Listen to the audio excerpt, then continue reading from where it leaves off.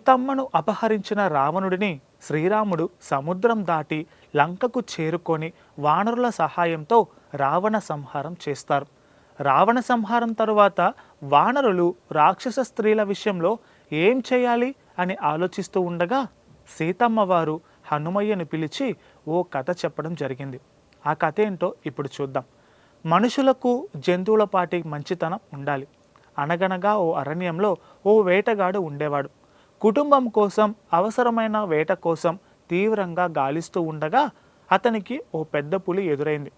ఆ రోజు ఆ పెద్ద పులికి ఆహారం దొరకకపోవడంతో ఏది కనిపిస్తే దాన్ని చంపి తినేయాలని నిర్ణయించుకుంది.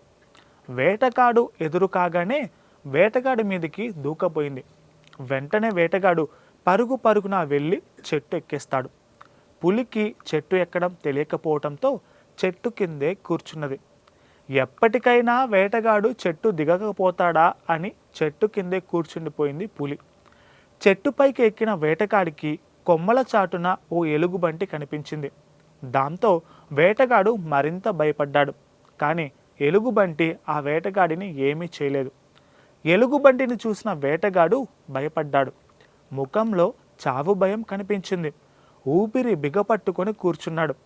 చెట్టు కింద ఉన్న పులి ఎలుగుబంటిని ఉద్దేశించి, వీడు వేటగాడు, నన్ను చూసి పారిపోతూ ఈ చెట్టు ఎక్కాడు. నేను ఇక్కడి నుంచి వెళ్ళిపోతే వాడు నిన్ను చంపేస్తాడు. వేటగాడిని నమ్మద్దు. వేటగాడిని కిందకు తోసేయి, నేను తినేస్తా, నిన్ను ఇక్కడే వదిలేస్తా అని పులి ఎలుగుబంటితో అంటుంది. దానికి ఎలుగుబంటి ససేమిరా అంటూ ఆ మనిషి తెలిసో తెలియకో తాను ఉన్న చెట్టు మీదకు వచ్చాడు. ఆ వేటగాడు నా అతిథి, అతిథిని కాపాడవలసిన బాధ్యత తనపైనే ఉంది. వాడిని కిందకు తోసేసి నీకు ఆహారంగా అందించలేను అని చెప్పింది ఎలుగుబంటి. మనిషిని ఎన్నటికీ నమ్మకూడదు. అతను నమ్మక ద్రోహం చేస్తాడు. నా మాట విను, వాడిని కిందకు తోసే అంటుంది పులి. ఎలుగుబంటి పైన, చెట్టు మధ్యలో వేటగాడు, చెట్టు కింద పెద్ద పులి కూర్చొని ఉన్నారు. ఈలోగా వేటగాడికి అలసట వచ్చి నిద్రలోకి జారుకున్నాడు.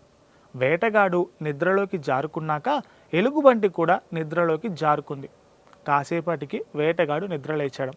వేటగాడితో పెద్ద పులి బేరసారాలు మొదలుపెట్టింది. బల్లూకం నిద్రలేస్తుంది. నిద్రలేచింది అంటే ఆకలితో అలమటించిపోతుంది. కింద నేనున్నాను, దిగితే నేను చంపేస్తానని దానికి తెలుసు. మిగిలింది నీవే, నిన్ను చంపి తినేస్తుంది. అలా కాకుండా ఉండాలి అంటే దానిని కిందకు తోసేయి, నేను దాన్ని తినేస్తా, నా ఆకలి తీరుతుంది, నీవు దాని నుంచి రక్షించబడతావు అంటుంది పెద్ద పులి వేటగాడితో. ఆ మాటలు విన్న వేటగాడు క్షణం కూడా ఆలస్యం చేయకుండా ఎలుగుబంటిని కిందకు తోసేస్తాడు. అదృష్టం కొద్దీ ఆ ఎలుగుబంటి ఓ కొమ్మను పట్టుకొని నిలబడుతుంది. అక్కడి నుంచి మరలా పైకెక్కుతుంది. వెంటనే పెద్ద పులి మాట మార్చేసి, నేను ముందే చెప్పాను కదా మనుషుల్ని నమ్మొద్దని, ఇప్పటికైనా తెలుసుకున్నావా, వాడిని కిందకు తోసేయి, నేను వాడిని తినేస్తా అంటుంది పులి. వాడు నాకు అపకారం చేసి ఉండొచ్చు, కానీ అతను నా అతిథి. అతిథికి అపకారం తలపెట్టడం భావ్యం కాదు, నేను ఆ పని చేయను అంటుంది ఎలుగుబంటి. ఇక చేసేదేమీ లేక పెద్ద పులి అక్కడి నుంచి వెళ్ళిపోతుంది. పులి వెళ్ళిపోయాక వేటగాడు సిగ్గుతో తలదించుకుంటాడు. కాసేపటికి కిందకు దిగి వెళ్ళిపోతాడు. ఈ కథను సీతమ్మ వారు హనుమయ్యకు చెప్పడం జరుగుతుంది. ఈ కథ చెప్పిన తరువాత, చూసావా హనుమ, అడవిలో ఉండే జంతువుల పాటి వివేకం కూడా మనం చూపకపోతే ఎలా? మనిషి వివేకాన్ని కోల్పోయినా జంతువులు వాటి వివేకాన్ని ఎన్నటికీ కోల్పోవు. తమను నమ్మిన వాళ్ళను మోసం చేయటం వాటికి చేత కాదు. జంతువులకు ఉన్న వివేకం మనకు కూడా ఉండాలి. రాక్షసులను సంహరించారు, అది చాలు. రాక్షస స్త్రీలను సంహరించటం మంచిది కాదు, వారి జోలికి వెళ్ళొద్దు అని హనుమయ్యను సున్నితంగా హెచ్చరిస్తుంది సీతమ్మ తల్లి. సీతమ్మ తల్లి చెప్పినట్లుగానే హనుమయ్య వానరసేన రాక్షస స్త్రీలను ఏమీ చేయకుండా వదిలేయటమే కాకుండా వారు నివసించేందుకు లంకలో కొంత భాగాన్ని పునర్నిర్మిస్తారు.